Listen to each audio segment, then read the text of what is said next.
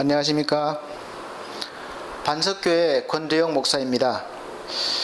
우리 다 같이 또 하나님께 부름받은 우리 거룩한 형제 모든 분들에게 조금이라도 신앙에 도움을 드리고자 제가 처음 신앙생활 할 때 잘 모를 때 아세아 연합신학대학교 그때 당시 교수를 하셨던 김기용 목사님이 강의하신 칼빈의 그 기독교 강렬을 통한 명상이라는 그런 그때 당시 테이프를 듣고 큰 은혜를 받았습니다. 복음을 깨달았습니다. 그때부터 나름대로 이렇게 교리를 정리를 하고 또 듣고 저 나름대로 공부를 해서 도움이 많이 되었기 때문에 또 이 동영상을 보시는 분들도 조금이라도 도움이 되시도록 이렇게 하기 위해서 부족하지만 교리를 강의라기보다도 이렇게 조금씩 나누고자 합니다. 사실 우리가 하나님께서는 인생이란 그 길을 우리 모두에게 다 걷게 하십니다. 짧게, 길게, 그리고 적당하게. 그래서 더 오래 살아본 사람들은 언제나 말합니다. 어려움 당할 때 여기가 끝이구나. 그랬을 때 오래 산 분들 이야기를 들어보면 그래도 걷다가 보니까 오늘 여기까지 왔고 또 뒤돌아보니 그 어려웠을 때가 참 그래도 괜찮았다. 이렇게 깨닫는 그런 말을 합니다.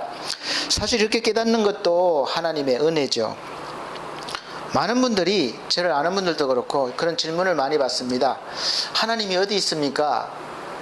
보입니까? 보여달라. 그러면 믿겠다. 그렇게 말씀하십니다. 왜냐하면 그것은 아마 제가 생각해 볼 때 사람을 통해서 하나님을 전하는 그런 하나님께서 그런 길을 택하셨기 때문에 보이는 사람은 허물이 많고 또 부족함이 보입니다. 어떤 때는 저런 사람이 어떻게 목사가 됐을까? 또 저런 사람이 어떻게 하나님을 믿는다고 할까? 하는 그런 분들도 있습니다. 저 역시 많이 부족하기 때문에 그런 이야기를 들을 수도 있겠다 생각을 많이 합니다. 그래서 재능이 없고 능력이 없어 보여도 하나님께서 보시는 관점, 멋이 없어 보이고 아름답지 않아 보여도 하나님이 부르시는 방법은 정말 단순하십니다. 하나님의 말씀에 순종하는 사람, 순종하느냐 안 하느냐 거기에 달려 있습니다. 그러나 우리 사람이 보는 기준은 다양하죠.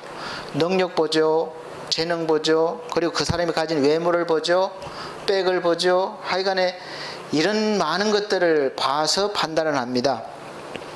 제가 가끔 요즘에 새로 생긴 랜선 공연을 하는 것을 봅니다. 방송을 보는데 거기에 트로트를 부르는 신인들, 이름 없는 무명 가수들이 나와서 또 경쟁을 하고 거기서 또 올라가고 거기서 또 인기를 얻고 이런 것을 볼 수 있습니다.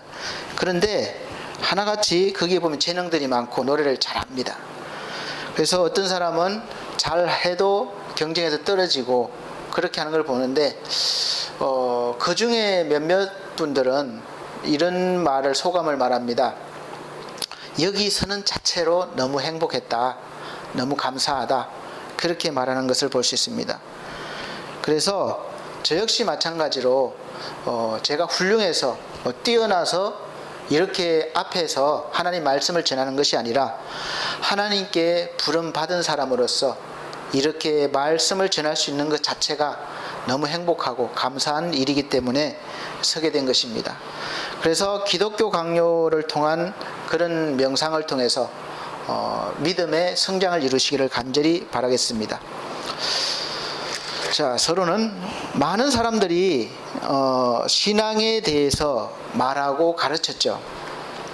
그러나 사람은 누구나 보면 치우쳐 있거나 부분적으로 이해하고 또 부분적으로 말할 수밖에 없습니다. 완벽하지 않기 때문에 그렇죠.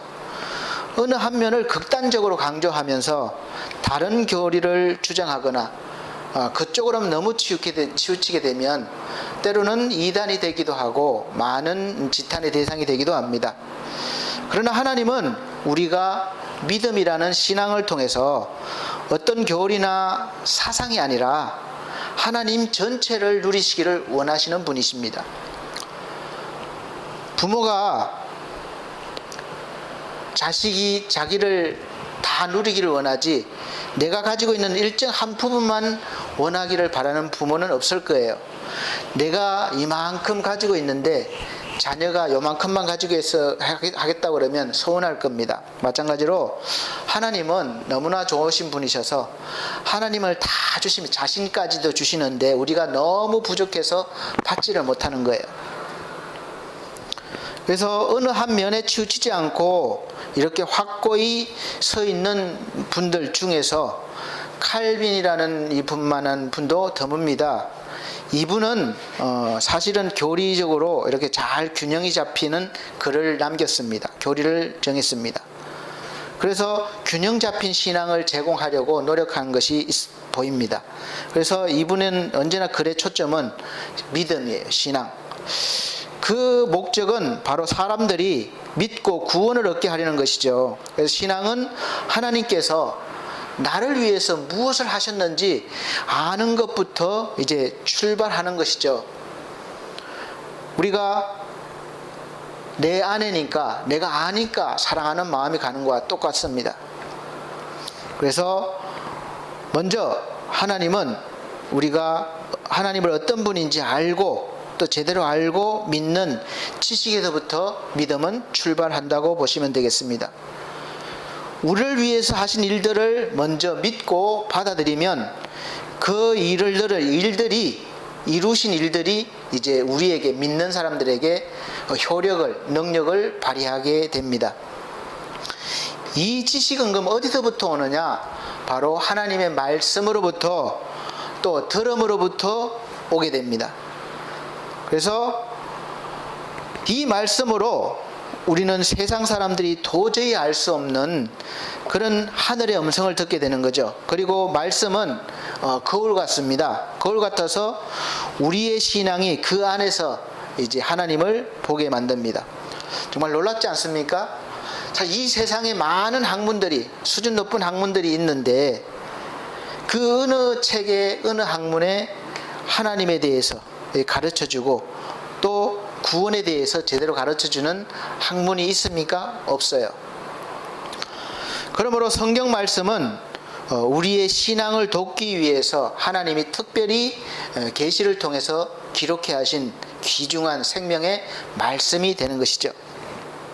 이 말씀을 통해서 하나님이 우리를 위해서 행하신 일들을 우리가 배우기도 하고 듣기도 합니다. 그래서 들을 때 우리가 신앙을 믿음을 얻어서 하나님을 바라보게 되고 또 하나님은 이제 우리의 믿음의 대상이 되시는 거죠. 그러면서 동시에 우리가 이 신비한 말씀을 이해하도록 깨우치시고 또 이끌어 주시는 정말 고마우신 감사하신 분입니다. 하나님은 우리의 모습을 언제나 정확하고 밝게 비춰주십니다. 그런데 자기를 만드신 하나님을 배신하고 하나님의 원수로 변해버린 우리 인간은 그로부터 나오는 것은 사실은 다 좋은 것 같고 보기에는 괜찮은 것 같지만 다 죄일 뿐이고 썩어질 것들 뿐입니다. 그래서 사사기의 기록은 진정한 왕이 없을 때 인간의 삶이 어떤지 보여주는 그런 기록입니다. 사사기 22장 11절부터 3장 31절 보면 이제 이스라엘 백성들은 본격적으로 여호와의 목전에서 악을 행하여 목전에서 보는데도 악을 행한다 이럴 정도로 죄악을 많이 저질렀다는 거죠. 그리고 우상을 섬기고 악한 일들을 하기 시작했습니다. 그래서 하나님은 다른 민족들을 그때마다 사용하셔서 이스라엘의 악한 행위를 늘 징계해 오시고 또 깨닫게 하셨습니다. 그러면 이스라엘 백성들은 이제 큰 고통 속에서 이제 깨닫고 하나님께 구원을 해달라고 부르짖고 또 하나님께서는 지도자 사사를 세워서 그들을 구원해 주십니다. 이것이 한 번으로 끝나느냐 두 번으로 끝나느냐 10번으로 끝나느냐 계속해서 반복이 되는 우리 인간의 슬픈 역사입니다. 문제는 하나님이 사사를 통해 이스라엘을 구원할지라도 이스라엘이 이 하나님 앞으로 돌아오지 않는 데 있는 거죠. 우리 사사가 있을 동안은 하나님이 지켜주시지만 사사가 죽은 후 이후에는 언제나 더 큰 죄를 저질렀습니다. 같은 죄가 아니라 언제나 더 큰 죄예요. 그래서 결국은 사사기를 마치면서 사람들이 각각 자기 옳은 소견대로 행하였다, 이렇게 마치고 맙니다. 하나님의 말씀이 기준이 아니라 각각 자기 옳은 소견대로 살아가기 때문에 언제나 이 세상은 문제도 많고 싸움도 많고 분쟁이 많은 거예요. 기준이 없는 거죠. 그 기준이 다 다르기 때문에 환경이나 어떤 조건에 따라서 왔다 갔다 하는 그럴 수밖에 없는 상황이 됩니다. 하나님이 주신 말씀의 기준이 없고 각자 자기의 지식과 경험과 능력을 내세우다 보니까 항상 시끄럽고 또 죄만 짓게 되는 그런 삶을 살게 되는 거죠. 이러한 인간이 하나님 앞에 과연 어떻게 제대로 설 수가 있겠습니까? 우리 인간이 당한 무서운 운명은, 우리가 말하는 그 운명이라는 것은 필설로 다 표현할 수 길이 없습니다. 그러나 하나님의 말씀을 통하지 않고는 이러한 우리 자신, 자기 자신의 모습을 제대로 볼 수조차 없는 것이 우리 인간을 슬프게 하고 또 좌절하게 합니다. 아무리 제대로 어떤 법이나 잣대를 가지고 봐봐야 스스로는 본래 상태를 알 수가 없다는 거죠. 그런데 놀라운 은혜는, 하나님은 그런 우리 인간에게 다시 회복할 수 있는 기회를 주셨다는 겁니다. 너무 감사하지 않습니까? 기회가 온 거예요. 예수 그리스도를 믿음으로 이제 하나님은 땅에 속한 벌레 같은 우리 존재들이 다시 회개를 하고 죄사함을 얻게 하십니다. 깨끗하게 해주신다는 거죠. 그리고 그런 다음에 그냥 평범하게 살아가게 해주시느냐, 그것이 아니라 깨끗하게 해주신 다음에는 더 귀한 존재로, 자녀로 삼아주신다는 거예요. 또한 자녀의 권능으로 계속해서 그리스도의 장성한 분량에 이르기까지 에베소서 4장 13절 말씀처럼 그렇게 계속 성장하게 하시는 것이죠. 결국 우리는 영광의 존재가 되어서 하나님의 기업을 함께 나누는 존재가 되는 거지요. 놀랍지 않습니까? 이 놀라운 축복에 우리가 참여할 수 있는 자격을 얻는 존재가 된 것이죠. 그래서 저와 여러분들이 언제라도 열고 볼 수 있는 이 성경은 이러한 구원의 지식을 준다는 것입니다. 어떤 다른 지식이나 마음의 위안이나 아니면 다른 것이 아니라 가장 중요한 생명을 주신다는 거예요. 구원을 주신다는 거예요. 우리는 이 지식을 통해서 하나님의 지식을 바로 우리의 것으로 만드는 것입니다. 그렇게 할 때 언제나 우리 내면적으로부터 기쁨과 평안, 이 늘 넘치는 그런 삶을 살게 되는 거죠. 매 순간 하나님의 인도하심을 받는 그런 인생, 의의 권능으로 채워진 그런 삶, 그래서 이제 그것이 요만큼까지 가서 끝나는 것이 아니라 영원토록 이어지는 그런 삶이 되는 것이죠.